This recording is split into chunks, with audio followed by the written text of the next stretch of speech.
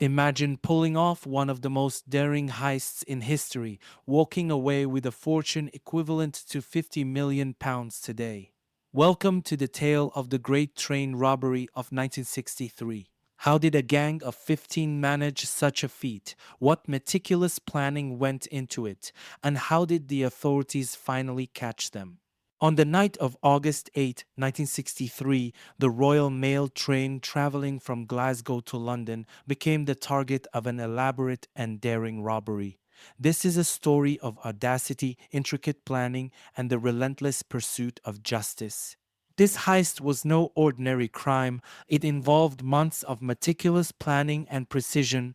Bruce Reynolds, the mastermind behind the operation, knew that to pull off such an audacious act, every detail had to be perfect. Reynolds, along with his gang, spent countless hours studying the Royal Mail train's route, its schedule, and the security measures in place. They knew the exact times the train would pass through specific points, and they even calculated how long it would take to stop the train, unload the money, and make their escape. The team behind this legendary heist consisted of 15 men, each selected for their specific skills and roles. Among them were experienced criminals who had been involved in various illegal activities from burglary to smuggling. Their expertise was crucial in ensuring the operation ran smoothly. There was also a corrupt postal worker who provided inside information about the train's cargo and security protocols.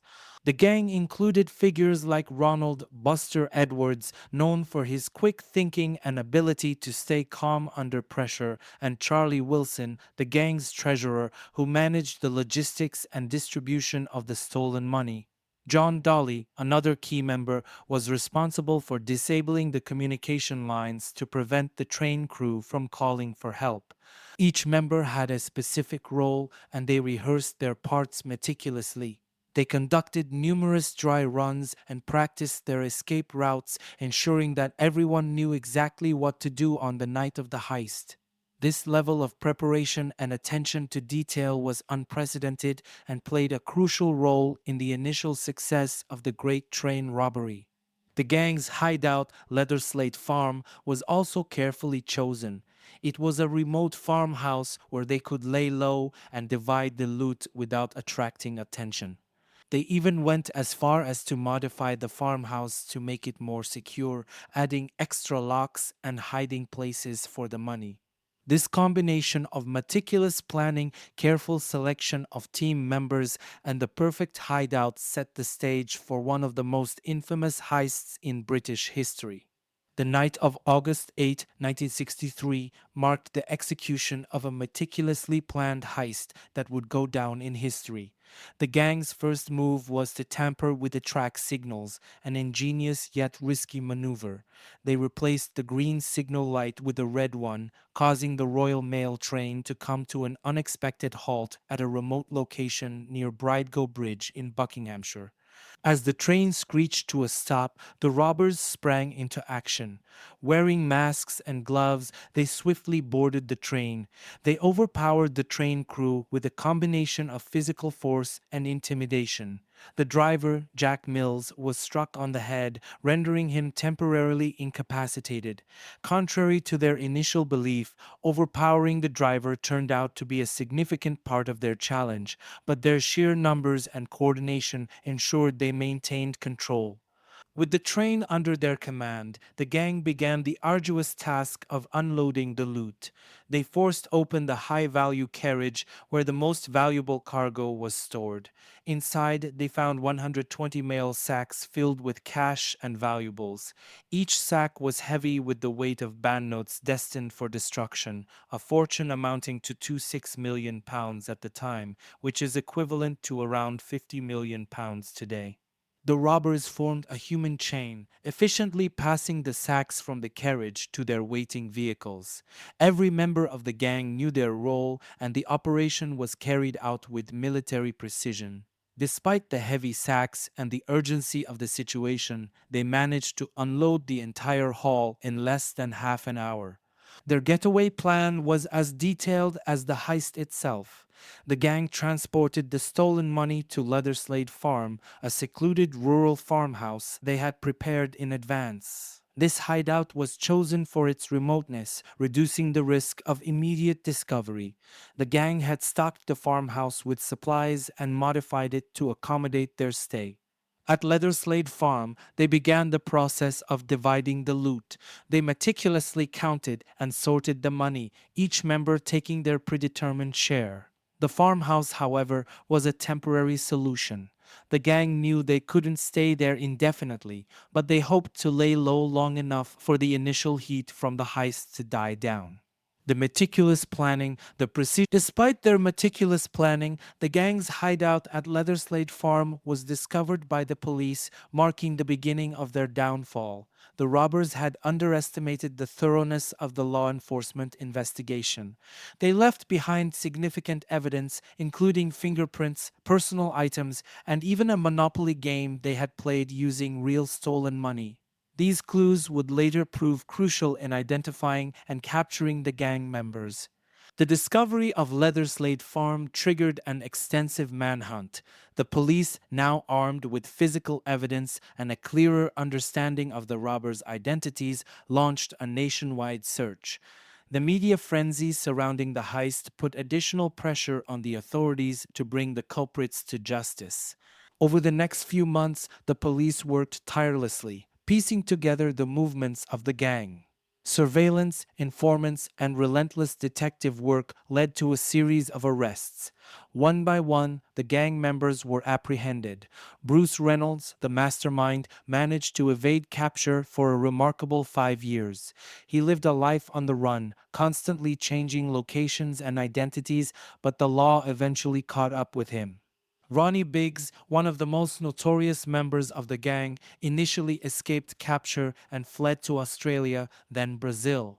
His life on the run became legendary, filled with dramatic turns and near misses. Biggs lived openly in Brazil, even flaunting his fugitive status until he finally surrendered voluntarily in 2001 due to health issues and the desire to return to the UK. As each member was brought to trial, the full scale of the heist and the intricate planning behind it became evident. The trials captivated the nation, with details of the gang's elaborate operation and audacious theft coming to light. The sentences handed down were severe, reflecting the magnitude of the crime. Most of the gang members received long prison terms intended to serve as a deterrent to others contemplating similar acts. The aftermath of the Great Train Robbery was not just about the arrests and trials, it also highlighted the changing nature of crime and law enforcement in the 1960s. The heist underscored the need for better security measures and more sophisticated investigative techniques. It also left an indelible mark on British culture, inspiring numerous books, films, and documentaries. The story of the Great Train Robbery, with its blend of meticulous planning, dramatic execution, and relentless pursuit, continues to fascinate. It's a tale of high stakes, colorful characters, and the ultimate triumph of law enforcement over criminal ingenuity. The legacy of the heist endures, a testament to one of the most daring and memorable crimes in British history. The Great Train Robbery of 1963 did more than just capture a vast sum of money. It captured the public's imagination and became a symbol of both criminal ingenuity and law enforcement perseverance. The audacity and precision of the heist turned it into a legendary event, inspiring a plethora of books, films, and documentaries. Each retelling brought new insights and perspectives, cementing the robbery's place in popular culture. One of the most significant impacts of the Great Train Robbery was its influence on the true crime genre. The detailed planning and execution, combined with the dramatic aftermath, provided a rich narrative that authors and filmmakers found irresistible. The heist has been depicted in numerous films and television series, each adding to the mythos surrounding the event.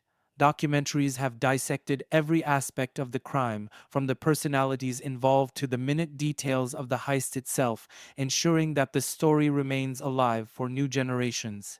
Despite the criminal nature of their actions, figures like Bruce Reynolds and Ronnie Biggs have achieved a near folk hero status in true crime lore. Their ability to evade capture and live on the run, coupled with their colorful personalities, has made them intriguing anti-heroes. Bruce Reynolds, the mastermind, was often portrayed as a gentleman thief, a man with a sharp mind and a knack for planning.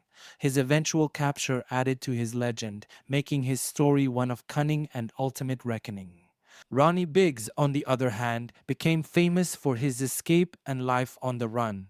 His years in Brazil, flaunting his fugitive status, and his eventual voluntary return to the UK added layers to his already compelling narrative.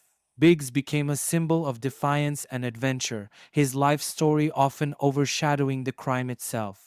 His public appearances and interviews kept the story in the media, perpetuating the fascination with the Great Train Robbery. The cultural impact of the heist extended beyond entertainment.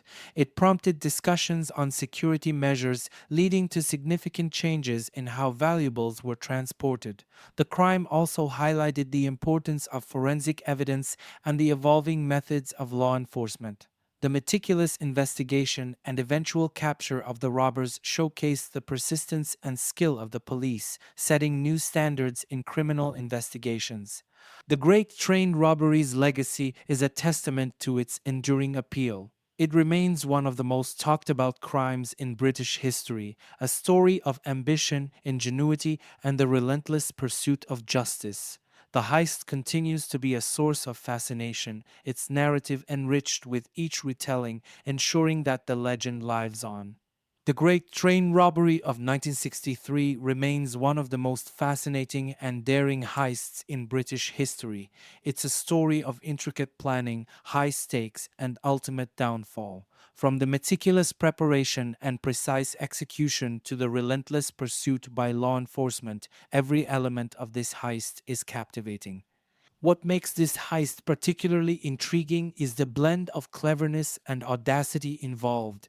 The robbers' ability to outsmart the system, even if only temporarily, combined with their colorful personalities, has immortalized them in popular culture. This tale of ambition and eventual justice continues to enthrall audiences, proving that the Great Train Robbery will forever be a legendary chapter in the annals of true crime. If you enjoyed this deep dive into one of history's most daring heists, don't forget to like this video, subscribe to our channel, and hit the notification bell for more thrilling true crime stories. See you next time.